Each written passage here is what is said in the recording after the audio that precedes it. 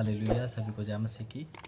मैं आपको एक वचन बताना चाहता हूँ कि आप लोग प्रार्थना कैसे करते हैं।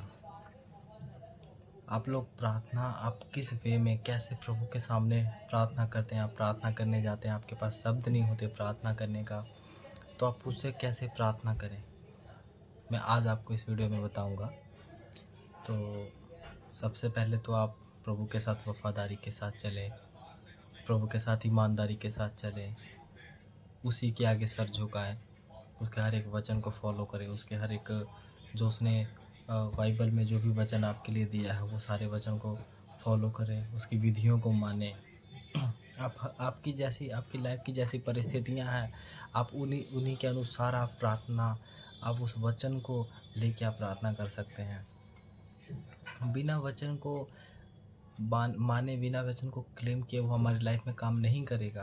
आप वचन पढ़ते रहिए, ऐसा आपकी लाइफ में कुछ नहीं होगा। उस वचन को आपको लेना पड़ेगा, उस वचन अपनी परिस्थिति के अनुसार उस वचन को लेके प्रार्थना करना होगा, तब जाके आपकी लाइफ चेंज होगी।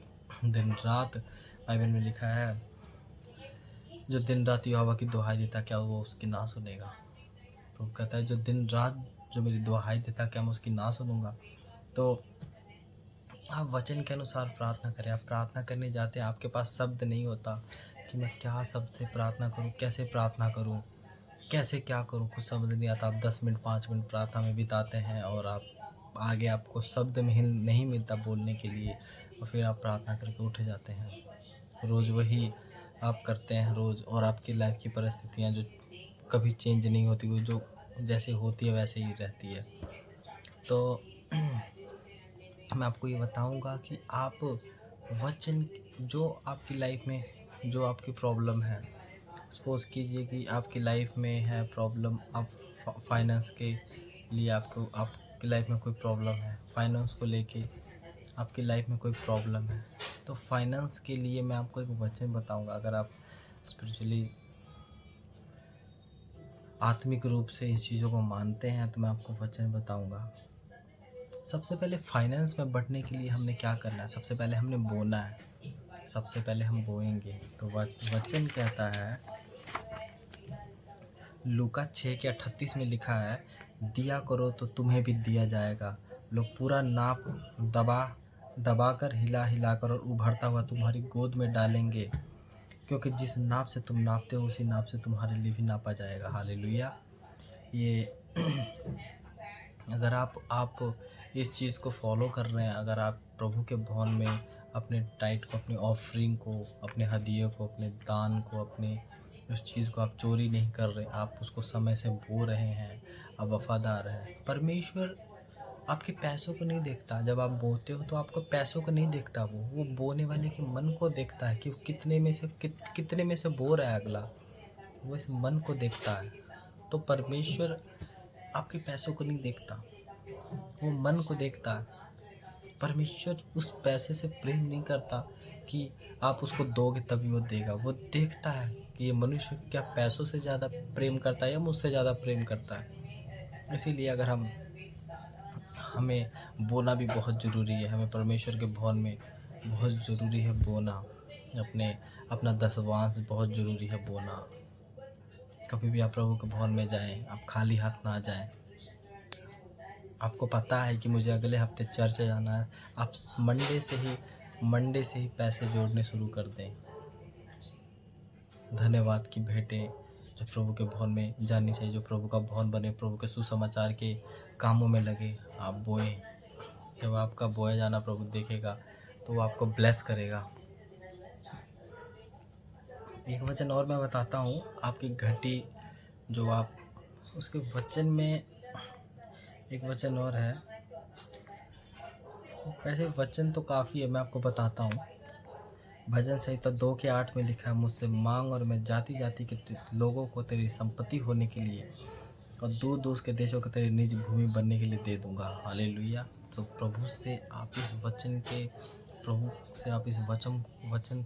लिख के इस पे प्रार्थना करके इसको क्लेम करें अपनी लाइफ के लिए। प्रभु मैंने नहीं, तूने बोला, तेरे वचन में लिखा मुझसे मांग। तो आप ये वचन अपनी लाइफ में ऐसे प्रार्थना करते हैं, आपकी लाइफ में फिलिप्पियों 4:19 में लिखा है, मेरा परमेश्वर भी अपने उस धन के अनुसार जो महिमा सहित यीशु में मेरी हर एक घटी को पूरी करेगा। आप इस वचन को क्लेम करें। प्रभु तेरा वचन कहता है जो महिमा सहित यीशु में है, खुदावन तू उसके हर एक घटी को पूरा करेगा। मेरी घटी को पूरा कर। भजन संहिता 23:1 में लिखा है, यहोवा मेरा चरवाहा है, मुझे कुछ घटी ना हो। आप इस वचन से प्रार्थना करें। और दूसरा कुरिन्थियों 8:9 में लिखा है, वह धनी होकर भी तुम्हारे लिए कंगाल बन गया ताकि उसके कंगाल हो जाने से तुम धनी हो जाओ।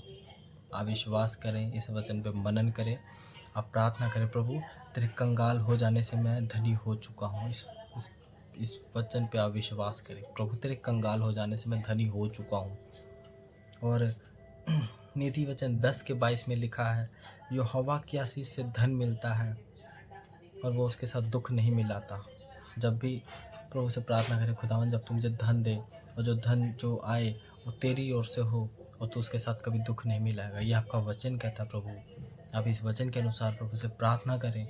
और मत्ती 6:33 में लिखा है, तुम उसके धर्म और राज की खोज करो तो सारी वस्तुएं तुम्हें मिलेंगी। तुम उसके धर्म और राज की खोज करो तो सारी वस्तुएं तुम्हें मिलेगी। अगर आपके पास बोने के लिए बीज नहीं है तो इसके लिए भी परमेश्वर ने अपने वचन जो लिखे हुए हैं, इसमें भी वचन है। दूसरा कुरिन्थियों 9:10 में लिखा है कि जो बोने वालों को बीज देता है और जो भोजन के लिए रोटी देता है वो तुम्हें बीज देगा और उसे फलवंत करेगा और तुम्हारे धर्म के फलों को बढ़ाएगा। हालेलुया। परमेश्वर से पहले प्रभु आपके वचन में लिखा है, जिसके पास बीज नहीं है तो उसको बीज देता है और उस बीज को फलवंत करता है। देखिए कितना महान है हमारा प्रभु। आप इस वचन के अनुसार प्रार्थना करें, प्रभु आपको फाइनेंशियली ब्लेस करेगा। आप पवित्रता में रह के, प्रभु के वचनों में रह के, उसके हर एक वचन को फॉलो करते हुए उसके रास्ते पे चले। एक वचन मैं आपको और बताता हूँ। नीति वचन 3:16 में लिखा है, उसके दाहिने हाथ में धीरज हुआ है और उसके बाएं हाथ में धन और महिमा है। प्रभु से प्रार्थना करें, प्रभु मुझे धीरज दे। प्रभु तेरे वचन कहता है कि तू मुझे धीरज देगा। तेरे दाहिने हाथ में धीरज हुआ है, तू मुझे धीरज देगा। प्रभु मुझे धीरज दे। तेरे बाएं हाथ में धन और महिमा है। प्रभु मुझे धन भी दे और महिमा भी दे। मुझे धन भी दे और महिमा भी दे। अपने वचन के अनुसार कर। डेली आप इस वचन को क्लेम करें, सुबह शाम इस वचन पे प्रार्थना करें, प्रभु आपको ब्लेस करेगा। इस वचन से आप चाहें तो अपनी पूरी लाइफ को आप चेंज कर सकते हो। आप इस वचन के अनुसार आप प्रभु से मांगें तो प्रभु आपको देगा। एक वचन मैं आपको और बताता हूँ।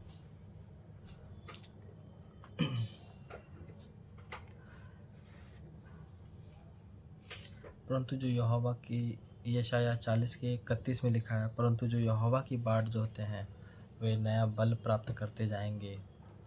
वे उकाबों के समान उड़ेंगे और दौड़ेंगे और श्रमित ना होंगे और चलेंगे और थकित ना होंगे। हम इस वचन के अनुसार हम प्रार्थना कर सकते हैं कि परंतु जो यहोवा की बाट जोहता है, हम प्रार्थना कर सकते हैं, प्रभु मैं तेरी बाट जोहता हूँ। खुदावन खुदा तेरी बाट जोहता हूँ, मैं नया बल प्राप्त करूँगा, क्योंकि आपका वचन कहता है मैं नया बल प्राप्त करूँगा। मैं उकाब के समान उड़ूँगा, मैं दौड़ूँगा, श्रमित ना होऊंगा, मैं चलूँगा और थकित ना होऊंगा। आप इस वचन के अनुसार प्रभु से प्रार्थना करें, प्रभु आपको आज़ाद करेगा। डेली मैं आपको बताता हूँ, अगर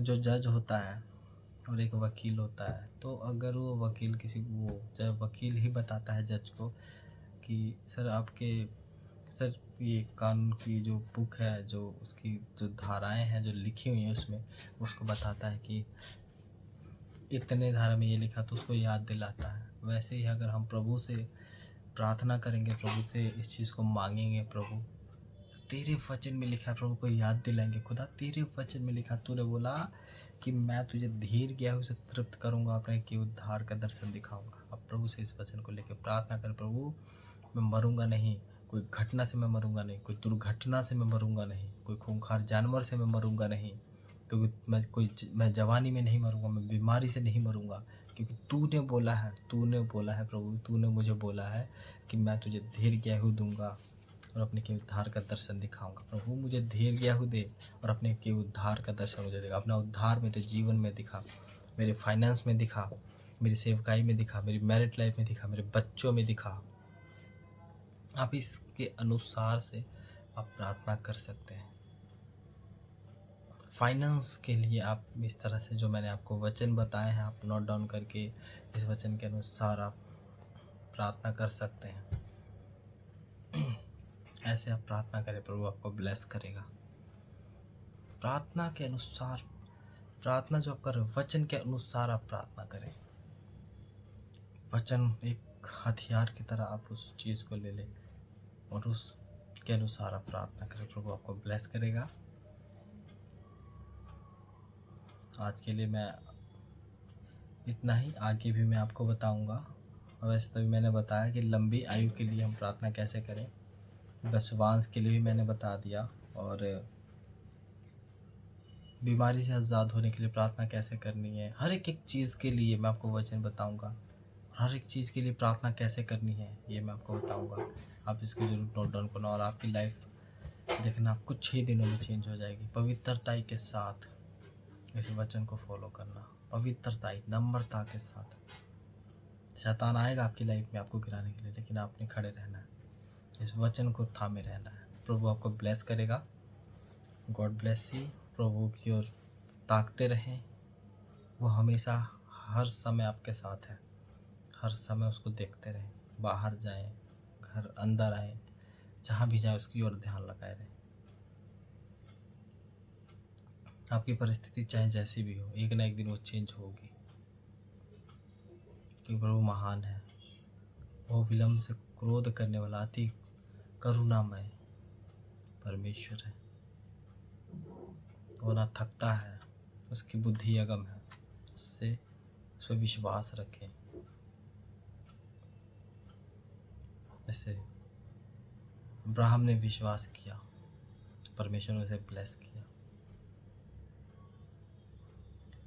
आगे मैं आपको बहुत से डेली मैं आपको वचन दूंगा, डेली मैं आपको वचन बताऊंगा। प्रभु के वचनों पे चलें, आप ब्लेस रहेंगे। God bless you. मैं आगे ये जो टॉपिक है ये फाइनेंस के बारे में मैंने आपको शेयर किया है। आगे मैं आपको धीर गेहूँ के बारे में बताऊंगा कि आप धीर गेहूँ के लिए प्रार्थना कैसे करें, बीज बोने के लिए प्रार्थना कैसे करें। वैसे तो ये मैंने अभी बता दिया है, लेकिन आगे मैं इसको और गहराई से बताऊंगा।